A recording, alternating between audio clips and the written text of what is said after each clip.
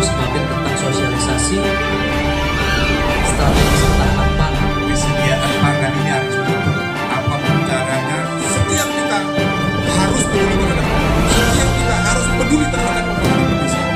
Cuman entah kenapa pusat ekonominya mengarah kemana? Persoalan masalah irigasi. Jadi penyuluhan ini memang perlu betul lah. Kendalanya Pak, sama.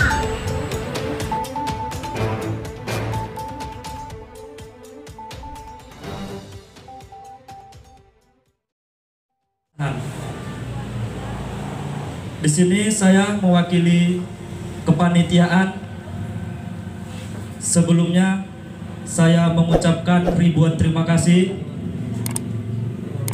kepada pihak-pihak instansi yang terkait yang saat ini telah membantu kami, kepada pengurus pemuda tani Indonesia Provinsi Sumatera Utara, kepada Bapak atau Dinas Ketahanan Pangan Kabupaten Asahan, dan kepada pihak-pihak yang tidak dapat kami sebutkan satu persatu yang telah memberikan kami bantuan, baik itu moral ataupun material, sehingga dapat terlaksananya kegiatan seminar dan diskusi publik pada hari ini.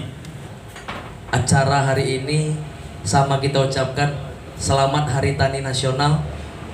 Hari ini ketepatan 24 September adalah harinya para petani, para buruh-buruh tani, yang sama kita ketahui petani ini adalah kaum-kaum marginal, kaum-kaum yang mungkin sebahagian kecil tidak kurang, kalau kita bilang tidak dianggap, cuman seperti kurang dianggap juga ini Pak Sekcam. Nah, maka dari itu sama kita perhatikan dari hal-hal kecil. Nanti kalaupun nanti ada sesi pertanyaan, silahkan apa yang mau disampaikan. Kebetulan ada Pak Kadis di sini. Nanti juga apalagi hari ini kita masih mau menyusun rancangan RAPBD 2022. Nanti bisa terusulkan untuk kepentingan-kepentingan petani yang ada di Kabupaten Asahan. Yang sama kita ketahui juga nanti usulan-usulan ini nanti sama-sama diperjuangkan di lembaga legislator Kabupaten Asahan dan juga lembaga eksekutif Kabupaten Asahan. Nah, hari ini juga fungsinya Pak Kadis turun, dinas ketahanan pangan turun, kata dinas pertanian juga sudah di jalan untuk menyerap aspirasi dari para petani-petani kita yang ada di daerah, di ujung-ujung kecamatan. Makanya saya bilang juga kesediaan pangan ini harus cukup. Apapun caranya, apapun apanya, kebijaksanaan harus cukup Pak dalam waktu dan ke depan, baik dalam hal rumah tangga. Perlu kami garis bawahi Pak, nanti dalam diskusi bisa yang saya jawab, bisa saya sampaikan ke dinas yang terkait, saya sampaikan. Kalaupun memang ada nanti jalan keluarnya, saya sampaikan. Jadi kami di masa pandemi ini lebih banyak kegiatan kami Pak. Kalau dari segi fisik ya saya sampaikan hanya dua Pak, yaitu yang boleh wewenang kami Pak ya. Yang pertama yaitu lantai jemur, menjemur padi. Kemudian kalau dari segi fisiknya lagi yaitu bangun saung, supaya jangan saung tani. Boleh tempat pertemuan orang Bapak itu saung. Kalau selama saung ini digunakan silakan, kalaupun besok itu digunakan buat peswan, posyandu, buatan perkumpulan lain, silakan aja. Kami tidak batasin ya. Kemudian kami lebih banyak ke P2L, pemampatan pekarangan lahan ya. Itu semua komoditi sayur apa semua tapi dengan perincian berbentuk kelompok. Nah, kelompok boleh, tapi lebih banyak memang ibu-ibunya, karena daripada bapaknya lebih banyak ibu-ibunya, yaitu pemampatan tanaman sayur, kangkung, ibu-ibunya lebih banyak berperan di sini. Dan kemudian boleh ada itu namanya kegiatan B2SA, yaitu berkualitas, berimbang, bergizi dan seimbang. Ini pemampatannya yaitu memanfaatkan tanaman-tanaman pangan lokal untuk dikonsumsi. Jadi di masa pandemi ini yang paling jelas harus cukup terhindar dari COVID ini, sebaiknya diet, sehat, kemudian sistem kekebalan tubuh harus kita bangun, kemudian salah satu penyakit infeksi menghadapi ini, kemudian badan pangan, FAO, ini semua Pak kita atasin dalam untuk makan lebih banyak buah dan sayur, kemudian membatasi asupan lemak, garam, dan juga menjaga kebersihan makanan, kemudian kebutuhan untuk memenuhi cairan, dan kemudian Pak dari semua ini bisa kita jago asal kebutuhan kita. Dan ini kan tahu Bapak, saya berharap COVID ini habis Pak. Nah, cuma sekarang tidak kita katakan bahwa ini selesai, tapi kita harus bareng bersamaan supaya kita lebih kuat, lebih bagus, karena sama-sama kita harus divaksin semua dan kemudian bermanfaat ya Pak ya. Jadi kami nyatakan ini bahwa untuk kepentingan kita bersama, saya tidak ada bahwa nyatakan dari segi kami Pak bagaimana masyarakat terpenuhinya daya tubuh, imun, sayur, dan kebutuhan buah untuk yang berumah tangga.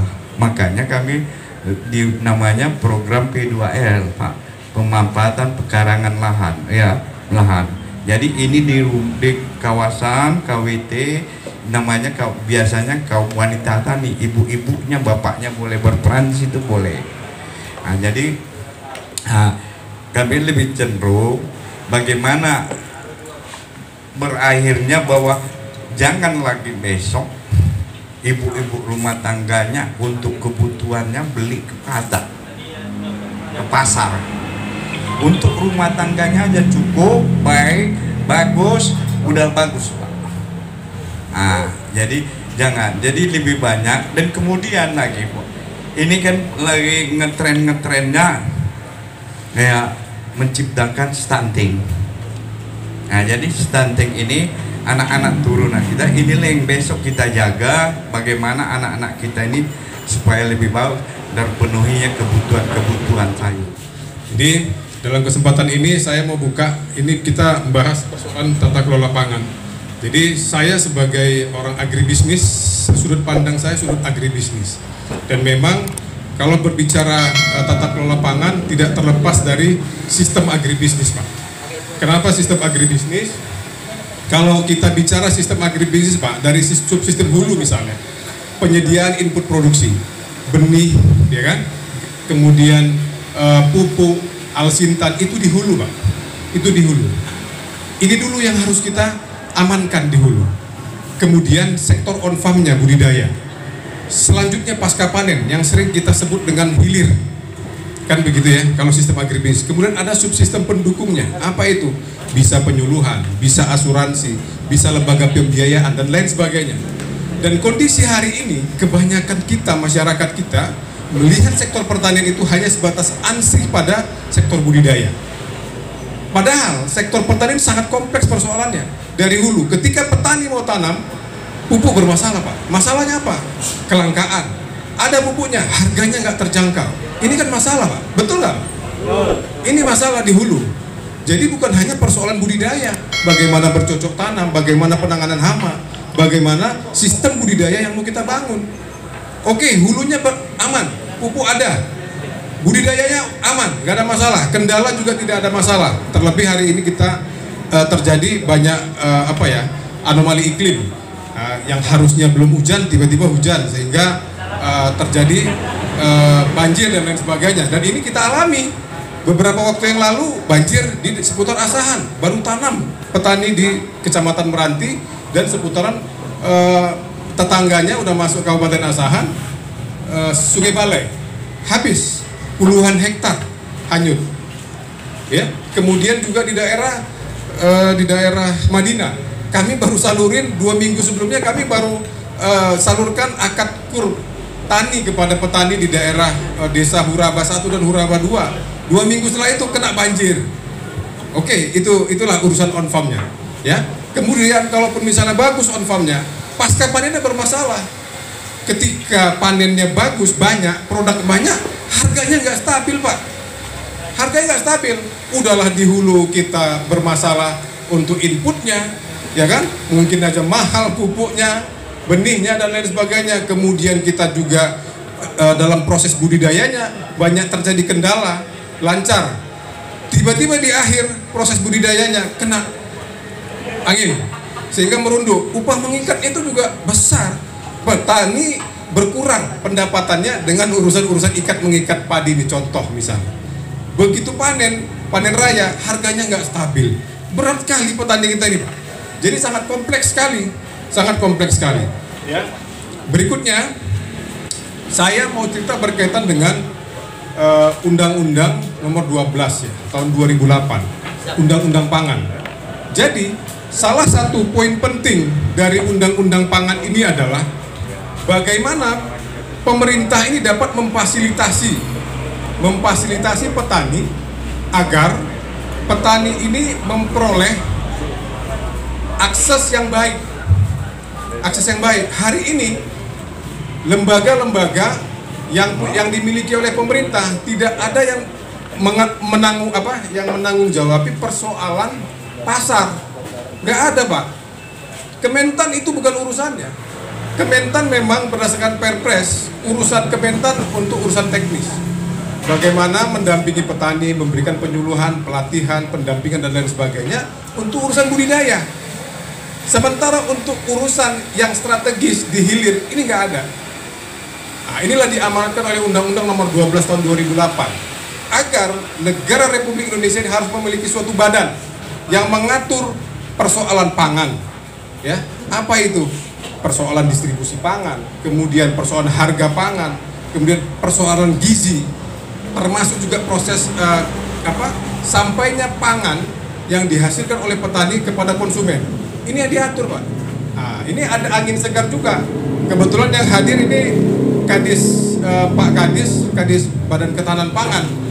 Ini mudah-mudahan ya, ini dengan amanat undang-undang ini pada tanggal 31 Juli tahun 2021 terbit Undang-Undang Perpres nomor 66 tahun 2011 untuk 2021 untuk membentuk Badan Pangan Nasional. Ya, Badan Pangan Nasional ini sudah dibentuk oleh sudah disahkan dan diresmikan untuk dibentuk oleh Pak Jokowi pada melalui Perpresnya, dan ini sedang dilakukan pembahasan. Dan fungsinya adalah untuk menanggulangi persoalan-persoalan yang saya sampaikan tadi, Pak. Kenapa? Kalau petani, Pak, nggak usah diajarin untuk semangat bertani. Tapi persoalannya begitu panen, ini hasil ini mau dibawa kemana? Benar nggak, Pak? Iya kan, kita bermasalah kan? Begitu panen, ini mau buat kemana? Kita heboh-heboh jahe merah misalnya. Tapi begitu panen, udah banyak barang, buangnya bingung. Ya kan, ada pasarnya, harganya nggak dapat gitu. Ini masalah. Nah, ini angin segarnya Badan Pangan Nasional ini yang sudah dibentuk pemerintah. Ini harapan kita bisa segera menjawab pertanyaan atau permasalahan-permasalahan yang selama ini diterima atau yang dialami oleh masyarakat, khususnya persoalan hilirisasi pangan. Ini hilir ini kita sangat bermasalah sekali. Kalau bagi saya sebagai pengamat dan sedikit-sedikit pelaku dan akademisi, Pak, nggak ada subsidi pupuk, nggak ada masalah.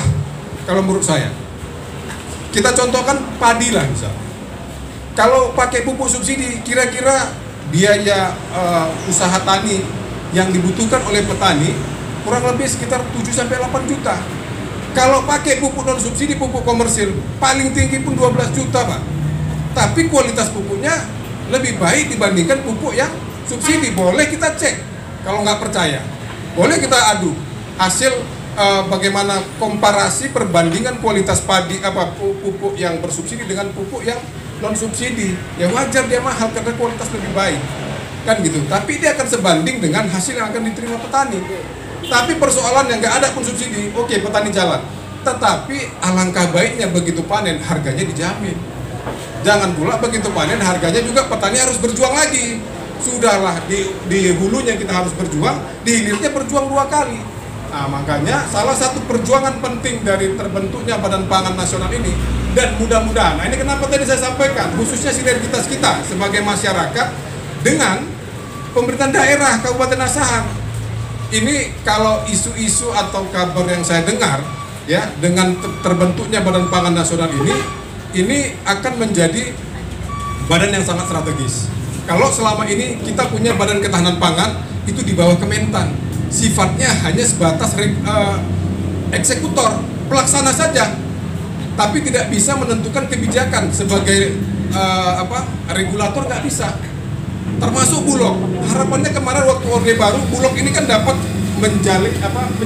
menjadi stabilisasi harga produk petani kita, khususnya bahan pangan kita. Bulog. Hari ini Bulog nggak bisa, Pak. Nggak bisa melakukan itu. Sebab Bulog ini fungsinya saat ini sebagai eksekutor, bukan regulator. Jadi dengan adanya Badan Pangan ini akan dikombinasi. Kementan tetap Kementan dengan fungsinya untuk sebagai melakukan interaksi dengan petani, melakukan pendampingan, penyuluhan, pelatihan dan lain sebagainya, termasuk di dalamnya penyediaan input, bantuan kepada para petani kita. Sementara Badan Pangan ini fokus untuk bagaimana untuk menangani persoalan hilir pangan, ya, dari mulai dihasilkan petani sampai kepada konsumen, termasuk urusan harganya, Pak. Kemudian karena judulnya tadi ada peran-peran pemudanya, karena saya mewakili atau menaungi organisasi pemuda, jadi ada beberapa hal strategis yang perlu saya sampaikan kepada kawan-kawan dan khususnya kepada siapapun lah, ya, sebagai kalaupun bukan pemuda, ya minimal kita semua anak bangsa, Pak. Ya, kita tanpa terkecuali masih sangat bergantung sekali dengan produk pertanian apapun, Pak. Tidak ada satu orang pun yang bisa hidup dengan tidak mengkonsumsi produk pertanian. Oleh karenanya tidak ada terkecuali juga, setiap kita harus peduli terhadap petani. Setiap kita harus peduli terhadap pembangunan pedesaan melalui potensi-potensi daerah yang dimiliki oleh masing-masing daerah kita. Desa ini apa? Mungkin di desa ini potensinya tidak padi misalnya, sawit. Nah, nanti akan kita tawarkan. Jadi saat ini kita khususnya untuk pada anak-anak muda, ayolah turun ke desa. Gak ada cara lain, gak ada pilihan lain, kita harus turun ke desa. Utama kita saat ini Pak, kebetulan kita ini betul-betul berkolaborasi antara Pemuda Tani dengan HKTI, karena secara irisan kami juga bahagian dari HKTI, kemudian ya dan beberapa kawan-kawan irisan, sehingga ini nyaris kami hampir sama kegiatan HKTI itu sudah bisa dipastikan itu juga kegiatan Pemuda Tani, begitu juga sebaliknya, jadi sama. Jadi ada dua kegiatan program kita, yang utama adalah program on farm petani mandiri namanya, Pak. Nah, jadi ini juga bisa kita lakukan dengan kawan-kawan di daerah ini turun ke masyarakat. Mana petani yang mau kita bantu untuk akses permodalan? Ya karena modal ini sangat perlu sekali. Ya boleh kalau di tengah masyarakat kita urusan istilah ijon tengkulak itu kan biasa, Pak, ya. Itu urusannya kan dengan permodalan, Pak. Nah, kalau tanya lagi permodalan positif atau negatif, ya mungkin ada yang positif, ada yang negatif, tergantung dengan kondisi. Tapi secara umum, kalau berhubungan dengan tengkulak, pasti jasanya sangat tinggi, Pak. Jadi dengan adanya akses pembiayaan yang kita berikan melalui Himbara ini, bunganya sangat rendah sekali, cuma 6%, Pak. Ini betul-betul sangat ringan sekali, 6% per tahun. Jadi hanya 4 bulan, berarti 2% lah bunganya. Kalau permodalan yang akan diberikan 11 juta, 10 juta lah gampangnya, maka hanya 200.000 lah yang akan dibayarkan petani jasanya, Pak. Di mana dapat pinjaman seperti itu, Pak, petani? Hanya 200.000. Itu ditambah lagi biaya untuk asuransi. Kita gandingkan asuransinya juga. Ada asuransi Jasindo yang kita gandingkan. Yang komersil, mungkin kalau ada program pemerintah Jasindo yang non komersil. Kalau untuk program-program yang sifatnya sporadis berkaitan dengan kebutuhan, misalnya pelatihan A, B, C dan lain sebagainya, ini bisa kita lakukan. Ya pelatihan apapun lah, budidaya jamur, budidaya ikan dan lain sebagainya, itu biasa kita lakukan di berbagai daerah tergantung dengan kondisi. Tapi yang rutin ini program ini. Memang awalnya ini program kita mulai tahun 2019, saat ini sudah berjalan di beberapa kabupaten kota. Dan alhamdulillah di Kabupaten Asahan sudah berjalan 2 desa, ya. 2 desa di Kecamatan Rawang Panca Arga. Alhamdulillah.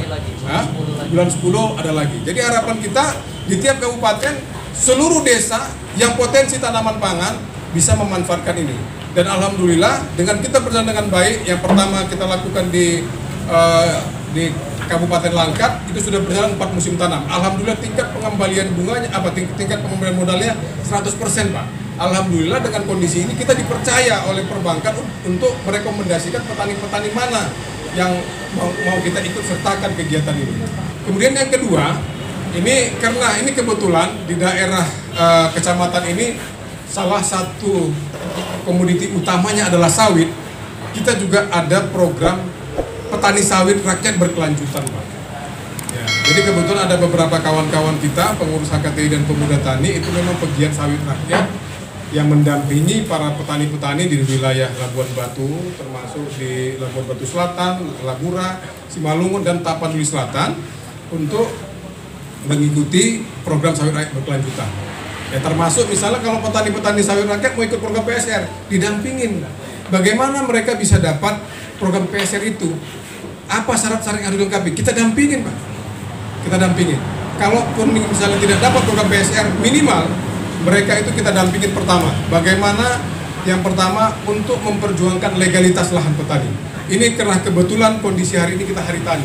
Sejarah Hari Tani, Pak, berkaitan dengan perjuangan Undang-Undang Pokok Agraria tahun 63. Jadi berkaitan dengan ini adalah lahan merupakan suatu keharusan untuk kita perjuangkan buat petani, Pak.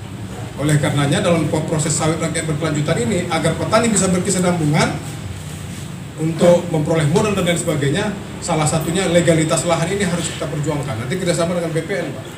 Bagaimana lahan-lahan sudah digarap petani hari ini bisa dilegalkan, Pak. Bisa dilegalkan. Makanya mudah-mudahan kawan-kawan nanti bisa didata minimal 200 sampai 300 petani ini kita bisa himpun berapa luasannya, Bapak Azam misalnya. Luas lahannya berapa? Sampai 200 petani kita kumpulkan, nanti kita buat pelatihannya, Pak. Kita buat pelatihannya, kita cari bapak angkatnya. Ini akan kita dampingin. Ini barangkali 2 program yang barangkali bisa kita sinambungkan, Pak. Sampai kapanpun selama ini dibutuhkan oleh masyarakat, khususnya para petani kita.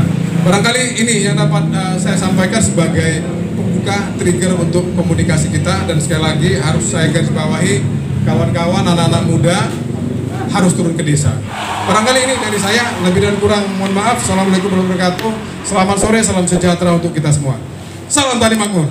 Pada kesempatan ini, mohonlah kiranya waktu Pak Kadis, saya ingin cerita sedikit, yaitu menyita waktu beberapa menit. Yang pertama, beberapa bulan yang lalu, kelompok tani Kemuning khususnya Rahuning mendapat bantuan Alsinta, yaitu berbentuk kultivator. Beberapa tahun yang lalu kami untuk mengolah lahan itu, Pak, yang pertama mencangkul. Jadi bagaimana kita peningkatan hasil petani tadi dengan hasil mencangkul, khususnya yaitu palawija di samping tanaman keras yaitu kelapa sawit tadi. Jadi beberapa bulan yang lalu kami mendapat Alsinta ini, alhamdulillah diizinkan itu atau disetujui, kami mendapat bantuan. Jadi beberapa hari yang lalu kami sudah mencoba dengan alat Alsinta ini, alhamdulillah hasilnya menyenangkan, Pak. Atau yang lebih baik tadi, atau yang satu rantai itu kami mencangkulnya 2 minggu, ini bisa dalam waktu 2 jam, Pak.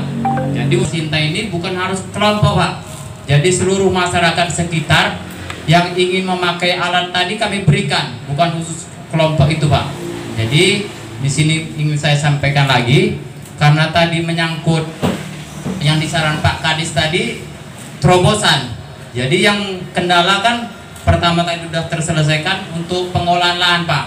Yang kedua kan yang perlu kita garis bawahi juga penyuluhan, Pak.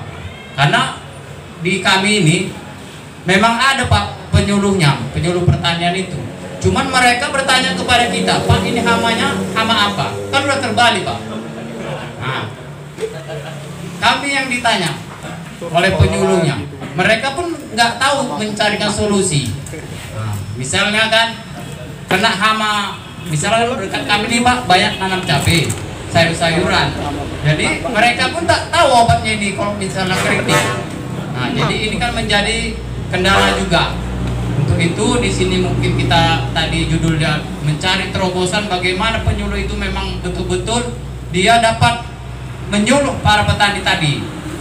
Selanjutnya Pak, mohon kami untuk selanjutnya khususnya Pak Kadis, kalau bisa kan daerah kita ini kan bagaimana di samping tanaman sawit tadi supaya masyarakatnya ini lebih optimal Pak di ketahanan pangannya. Nah, jadi hal-hal yang perlu kita sampaikan kepada masyarakat kan ini perlu pendamping dari Dinas Pertanian ataupun dari Pemuda Tani Indonesia. Ini menjadi kendala dari kita Pak. Nah, jadi penyuluhan ini memang perlu betul lah, karena beberapa waktu yang lalu kami pun pernah mendapat bibit.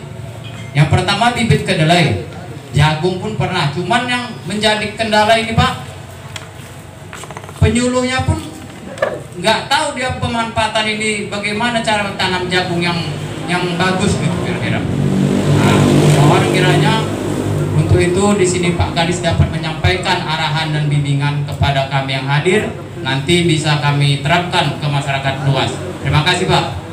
Dulu perlu saya balik ke belakang. Penyuluh itu di bawah kendali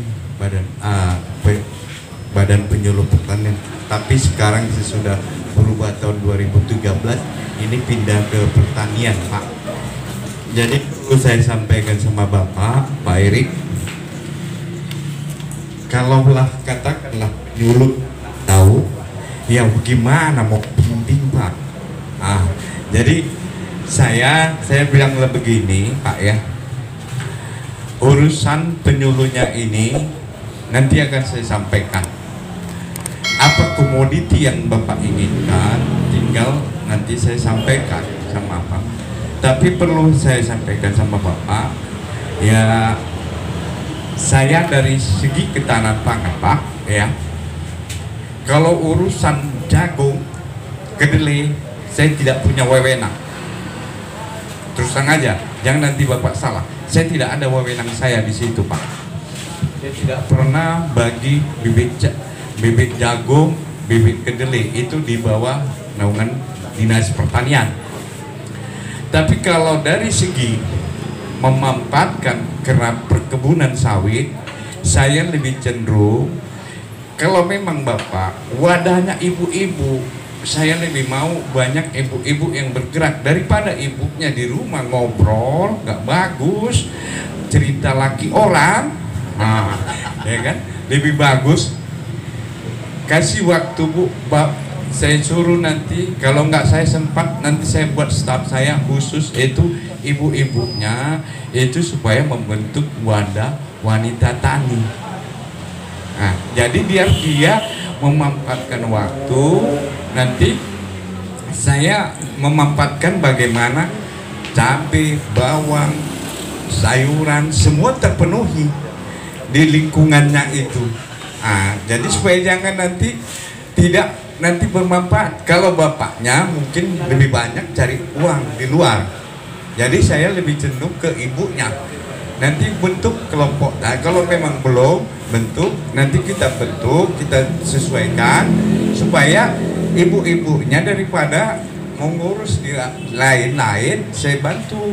Dan kemudian Bapak ya, bagaimana ini supaya bermanfaat. Cuman hari ini sama-sama kita sadari, Pak Amir, Bang Fadli, Pak Sekcam, dan seluruh audiens yang berhadir, hari ini Asahan kekurangan tenaga penyuluh. Karena hasil diskusi saya kemarin dengan Pak Oktoni, Kadis Pertanian Asahan, tenaga penyuluh kita dari tahun 2017 kalau tidak salah sudah diambil alih oleh provinsi, ketentuannya perekrutannya. Tapi sampai sekarang juga belum ada penambahan. Nah, kalaupun hari ini dengan adanya penyuluh yang di setiap desa-desa, tapi mungkin kalau kita anggap ya kurang berkompeten atau tidak menguasai bidangnya, Pemuda Tani juga siap hadir, karena kita juga punya penyuluh-penyuluh yang kita gandeng dari swasta lah ya, kita bilang. Yang kita gandeng ada kawan-kawan dari pestisida dan herbisida di sini juga yang siap mendampingi Bapak Ibu petani. Jadi nanti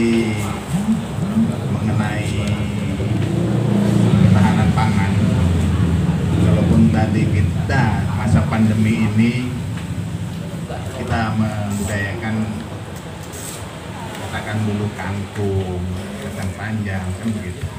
Jadi kalaupun kangkung ini hanya rebus doang dengan garam kan terasa cuma asin. Jadi kan perlu ya yang namanya bawang merah.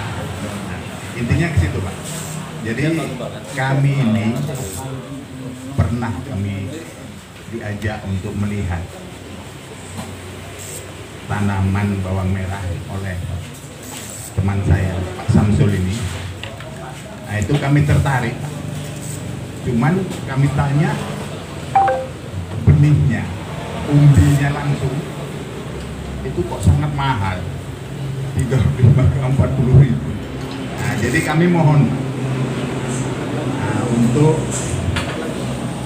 menambah income kami. Bagaimana caranya Pak? Ya kami ini mohon bantuan benih yang langsung umbinya. Nah, kalau menurut teman saya Pak Samsul ini itu kalaupun bawang merah dia perannya berapa? 40 kilo. Nah, 40 kilo Pak. Jadi kan ini terlalu mahal kalau bagi kami. Nah, jadi sekedar itu aja Pak. Harapan kami kalaupun bisa bantuan ini terrealisasi, ya alhamdulillah. Nah, sekian dan terima kasih Pak. Nah, kalau untuk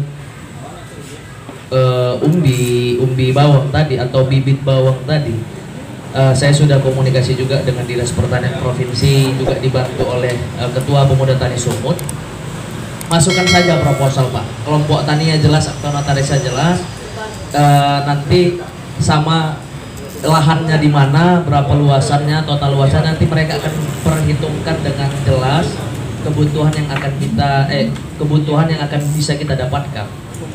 Nah, CPCL nama calon penerima calon lahan ini nanti harus jelas karena Pak Dinas Pertanian langsung mau ikut berkontribusi. Nah, juga nanti bersinergi, bergandengan dengan Dinas Ketahanan Pangan juga yang ada di Kabupaten Asahan. Intinya ajukan dulu permohonannya, ajukan dulu proposalnya seperti yang dibilang Pak Amir tadi. Untuk RAPBD 2022 di Sumatera, khususnya di seluruh daerah Sumatera Utara dan juga di seluruh daerah-daerah di Indonesia, sampai bulan 12 ini kita ya Pak Sekcam ya, sampai bulan 12 kita pembahasan. Maka dari itu sampaikan, usulkan dan masukkan secepatnya. Ini juga berlaku seluruh kelompok-kelompok tani kita yang ada di Asahan. Kalau bawang, apa yang disampaikan oleh Pak tadi jelas di mana lokasinya, apanya kasih gambaran. Dan perlu saya sampaikan sama Bapak, harus ada notarisnya Pak. Jangan ya, kelompok tani itu harus punya notaris.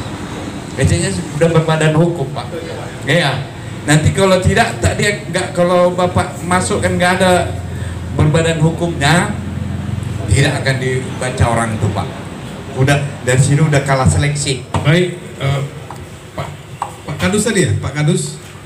Ya mudah-mudahan Pak ini bisa tidak hanya Bapak sendiri atau beberapa, khusus untuk sawit Pak. Bersegera kita buat pelatihan yang saya maksud tadi Pak. Di daerah mana, ya sekitar kecamatan ini kita kumpulkan, ya paling nggak 200 sampai 300 petani kita buat penyuluhannya. Artinya dalam kesempatan ini kita sebagai organisasi masyarakat ya membantu pemerintah.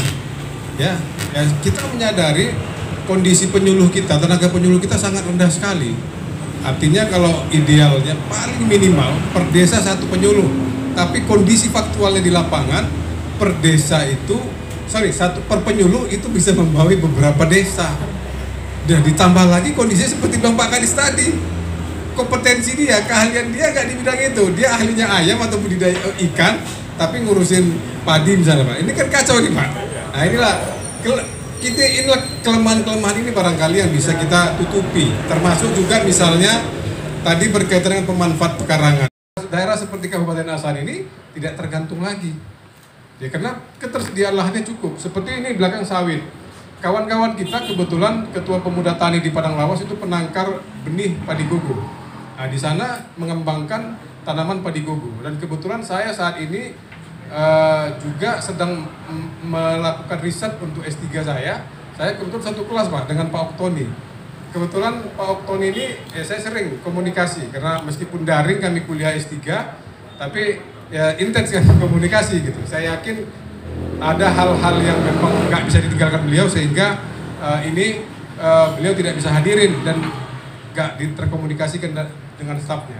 Tetapi dengan kondisi ini bisa kita komunikasikan nanti, memanfaatkan tanaman-tanaman pangan di daerah-daerah seperti tanaman sawit ini untuk tanaman-tanaman ladang ataupun tanaman padi gugur dan lain sebagainya, lahan kering ini bisa juga kita kembangkan. Nah, ini kalau tidak ada halangan, ini kan sudah masuk musim penghujan. Setelah selesai musim penghujan, padi gugur itu mulai tanam. Rencana kita bulan 10, dan sekaligus petani-petani yang kita ikut sertakan pengembangan padi sawah dan padi gugur ini memperoleh kur tani juga. Inilah sedang kita urus juga, Pak. Jadi harapannya di sini juga bisa kita lakukan itu. Nah, ini sekitar 100 hektar itu yang mau dikembangkan. Dan hasilnya lumayan, memang lebih lama dia, sekitar 6 bulan. Tapi kualitas berasnya itu kuku balam super, Pak. Dan harga gabahnya itu mahal. Kalau yang biasa-biasa gabah petani dihargain paling mahal pun kalau di level petani 46, 47 barangkali, Pak, kalau gabah. Tapi kalau misalnya lahan padi gogo ini bisa sekitar hampir 6.000 harganya, mahal.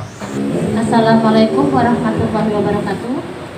Nama saya Erna Siregar, kami dari Kecamatan Bucupane. Yang ingin saya kan, Pak, saya tinggal di perkebunan. Saya mempunyai anggota. Kalau di perkebunan kan, Pak, ada anggota IKBI. Saya mempunyai anggota 40 orang. Jadi itu saya bagi menjadi 2 kelompok. Ini, Pak, yang ingin saya tanyakan, setiap kelompok yang pertama saya suruh tanam cabai, yang kedua terong. Kendalanya, Pak, hama. Yang pertama kan, Pak, panen pertama kami berhasil. Panen kedua untuk pengutipan kedua bunga gugur. Untuk cabai tadi, Pak, udah kami kasih pupuk dimolis, tapi tidak berhasil. Jadi saya ambil inisiatif, ada di Bucupane yang Pak Nasib namanya. Saya minta solusi bagaimana caranya agar kami jangan memakai pupuk kimia, Pak. Bagaimana saya mengarahkan kepada anggota saya yang 40 orang, kami agar dapat memakai pupuk organik. Nah, yang kedua, Pak, kami menanam daun seledri. Ya, sebelum kami panen daun seledri, daun itu daun kuning, Pak, nggak jadi dipanen. Jadi saya minta solusinya dari Pak Kadi Sasar. Nanti akan kami cari orang yang mau ngerti. Kalau perlu kami ajak petaninya langsung. Petani yang sudah berhasil, ejanya katakan yang sudah usahanya itu, dan saya ajak dia ke situ ngasih bimbingan sama ibu. Jadi nanti di sana kita ngobrol. Kami sangat mengapresiasi acara ini, di mana dari acara ini nanti dapat muncul ide-ide atau gagasan-gagasan terkait pemanfaatan hasil pertanian yang ada di Kecamatan Ledong khususnya dan umumnya untuk Kabupaten Asahan. Berhubung yang hadir pada hari ini kita ada Asahan atas, kalau saya dengar sudah ada beberapa kecamatan, daerah Huning, Pulau Rakyat, Ledong, Bucupane juga ada. Dan kami berharap acara ini dapat berkesinambungan, jangan hanya sampai di sini saja, karena memang Asahan ini cukup luas. Sama-sama kita ketahui Asahan cukup luas. Ya, ada 25 kecamatan yang terdiri dari 177 desa, di mana untuk pertanian di Kabupaten Asahan ini kita multi ya, tidak hanya sentra perkebunan, tapi juga pertanian pangan juga banyak tersebar. Tapi khususnya untuk kecamatan kita di Ledong ini, kita memang untuk tanaman perkebunan. Ya, Ketua Umum DPD kami Sumatera Utara. Kita untuk lahan pertanian sawah memang tidak ada lagi di sini. Walaupun dulunya Desa Ledong Timur itu memang sentra sawah ya Pak Kadus ya. Tapi sekarang sudah nggak ada lagi sawah, sawit dan rumah. Nah, karena apa? Ini efek dari pembangunan, juga adanya munculnya daerah otonomi baru Kabupaten Labura, sehingga laju pertumbuhan pembangunan atau pertumbuhan masyarakat mengarahnya kemari ke Asahan. kita lihat sekarang bangunan-bangunan di sekitaran Ledong ini, khususnya Ledong Barat, Ledong Timur cukup pesat. Jadi harga tanah di sini juga sudah seperti harga emas. Ya, sudah kalau memang tanggung-tanggung nggak terjangkau lagi nih Pak. Ya kan? Kalau kita lihat di Labura, sebenarnya wilayah mereka cukup luas di sana, cuman tak kenapa pusat ekonominya mengarah kemari. Ini kita juga bersyukur, ini multi efek dari era otonomi baru juga, kami sangat bersyukur. Walaupun kita di sini pedesaan, ini kan kawasan pedesaan kita ya, dari segi PPT-nya juga sektor pedesaan, tapi sudah rasa kota. Ya, sudah rasa. Tadi juga Bapak Ketua Umum Sumatera Utara juga menggunakan bahwa ini Kuala Hulu. Memang asumsi orang, ekspektasi pertama kalau dengan Aik Ledong itu semacam apa? Kuala Ledong, ya di Labura. Tapi Aik Ledong itu kota sebenarnya. Walaupun kita di ujung Kabupaten Asahan, tapi kita di kota, dekat dengan ibu kota Kabupaten Labura. Inilah wajah Asahan di mata Labura. Selanjutnya juga perlu kami sampaikan kepada Ketua Umum DPD Petani Sumatera Utara, ini perlu gambaran singkat Kecamatan Ledong. Kita di Ledong ini ada 7 desa, ya. 2 desa itu murni perkebunan di wilayah HGIPT Sokpin Indonesia, khususnya di Kebun Aik Lomba, itu desa Aik Nabutu dan Aik Ledong. Selanjutnya 5 desa lagi kita campur desa ya, desa Ledong Timur, Ledong Barat, Aik Bangi, Padang Sepiro, dan Aik Korsi. Untuk kelima desa ini pada umumnya memang masyarakatnya petani perkebunan. Di samping itu juga ada juga peternak sapi. Jadi kita alhamdulillah di Kecamatan Ledong ini dengan adanya area HGU perkebunan PT Sokpin untuk peternak kita, peternak sapi umumnya sangat terbantu dari lahan pengembalaan. Walaupun memang kita punya berharap supaya peternak kita jangan hanya peternak tradisional, banyak sebenarnya yang bisa kita lakukan terkait untuk penyediaan pangan. Ini ke depan mungkin nanti dari DPD Petani Kabupaten Asahan melalui Bapak Reja bisa nanti digalakan nanti bagaimana untuk menggandeng peternak kita untuk mengolah pakan itu menjadi konsentrat, jadi hasilnya lebih lebih maksimal. Selain juga kami bersama pemerintah Kecamatan Ledong mewakili kecamatan-kecamatan yang ada di Asan Atas mengucapkan selamat datang kepada pengurus DPD Petani Provinsi Sumatera Utara. Inilah wajah Kecamatan Asan Atas yang dicerminkan melalui Aik Ledong. Ya mudah-mudahan apa yang didapat hari ini bisa menjadi masukan. Ya, kami juga butuh pendampingan karena kami paham menyadari bahwa dari pemerintah juga kami banyak kekurangan. Kami perlu stakeholder yang lain dari pihak pemerintah lah, NGO lah ya, untuk dapat mendampingi petani-petani kami yang ada di sini dalam hal pengelolaan budidaya pertanian yang ada di Kabupaten. Sedikit banyaknya persoalan Asahan ini saya sudah banyak menerima informasi dari ketika kami sering rapat di Bapeda Provinsi Sumatera Utara persoalan masalah banjir di hilir. Oleh karena itu menjadi persoalan kami dan kami sudah sepakat kemarin di tim koordinasi ini akan kita jadikan penyelesaian persoalan banjir Asahan yang sudah bertahun tidak selesai dengan banyak opsi. Salah satunya kita akan memasukkan program pengentasan banjir ini menjadi program strategis nasional, Pak. Itu sudah keputusan dari Kementerian PU dan sudah kita masukkan ke Kementerian PU. Dan itu persoalan masalah satu lagi persoalan masalah irigasi, ya, irigasi yang sekarang dibangun di daerah apa? Yang irigasi di Rawang ya. Rawang itu ada satu perjuangan kita juga karena itu uangnya besar, tidak bisa ditampung di APBD kabupaten maupun provinsi tapi di APBN. Dan itu kemarin sudah kita rekomendasikan ke melalui tim koordinasi untuk mulai dibangun dari mulai DID, SID dan bahkan nanti proyeknya. Kemudian pada kesempatan ini saya hanya mengingatkan masyarakat Asahan ini adalah masyarakat agamais, toleran yang sangat tinggi. Oleh karena itu kalau saya mungkin di dalam ajaran agama Islam ada dibilang tuh, wallahu la yughayyiru ma biqaumin, Allah tidak akan merubah, gitu ya, nasib suatu kaum kalau tidak kaum itu sendiri yang ingin mau merubahnya. Itu dalam Islam. Mungkin dalam agama lain juga ada ya, anjuran untuk mau merubah nasib. Oleh karena itu, pada kesempatan ini, petani ini adalah orang yang terdekat sama Tuhan ini. Minta, ya Tuhan, berikanlah banyak rezeki, hasil melimpah, Tuhan kasih.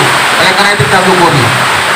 Oleh karena itu dalam kesempatan ini, saya hanya mengingatkan, mari petani itu sebenarnya bisa lebih kaya dari PNS dan lain-lainnya. Asalkan ada kemauan, asalkan ada kemauan. Macam mana asalkan ada kemauan? Macam mana kita menciptakan petani itu harus ada penghasilan harian, ya Pak ya, ya Bu ya, penghasilan harian, penghasilan mingguan, dan penghasilan tahunan. Kalau ini bisa kita lakukan, saya kira petani kita, masyarakat kita ini akan sukses semua. Hasil harian apa barangkali? Mungkin kita harus di rumah itu harus ada, apalagi masa pandemi seperti ini ya, harus ada peliharaan Pak. Peliharaan apa? Hasil telur, telur ayam, telur bebek, itu harian. Di samping itu mempunyai gizi untuk pertumbuhan gizi keluarga, bisa juga untuk dibisniskan. Kemudian apalagi? Saya kira nggak usah diajari petani ini, kita pintar semua. Tinggal kita lagi yang memilih penghasilan mingguan. Kita bisa menanam apa? Mingguan, menanam kangkung, menanam bayam, menanam kacang panjang. Hasil mingguan Pak. Bulanan kita bisa lakukan apa? Mungkin kita punya tanaman sawit, sawit kita luas Pak, tapi nggak di bawahnya somak katanya kan. Coba itu dimanfaatkan untuk peliharaan yang lainnya, kambing kayak yang digembala di bawahnya, ya kan. Kemudian kalau lembu tadi ada ide Pak Camat tadi, kalau bisa kita ini beralihlah kepada program, dari program mengembala kepada program dikandangkan. Karena dikandangkan apa? Kainnya juga bisa bermanfaat. Lembunya ini bisa tahunan Pak, ya Bu, tahunan, setahun kemudian kita nabung, bisa menjual lembu, bisa menjual kambing. Oleh karena itu, saya hanya mengingatkan kepada kita semua, dan ini semua dimiliki oleh kita semua. Kalau ada persoalan dengan, ya mungkin sekarang ini, saya kira Asahan ini cukup bahagia seharusnya. Karena apa? Di kanan kiri muka belakang punya perusahaan negara, punya perusahaan apa? CSR-nya banyak, melimpah ruah. Jangan CSR-nya ini banyak, ya Pak ya, mungkin nanti melalui Bapeda, kepala Bapeda, mungkin nggak salah itu biasanya kepala Bapeda, kepala CSR ya di daerah, minta Pak APTP daripada uang itu dikorupsi sama orang. Minta siapkan proposal, Pak Rejan itu apa? CSR ini untuk membantu petani semua. Saya kira yang menjadi persoalan-persoalan ini, kalau ini kita mau kita bersatu padu, mau kita berjuang dengan berkelompok seperti yang disadarkan Pak Kadis, ada kelompok tani, kalau tidak ada legalitasnya, silakan urus legalitasnya. Belajar, kalau nggak tahu bertanya,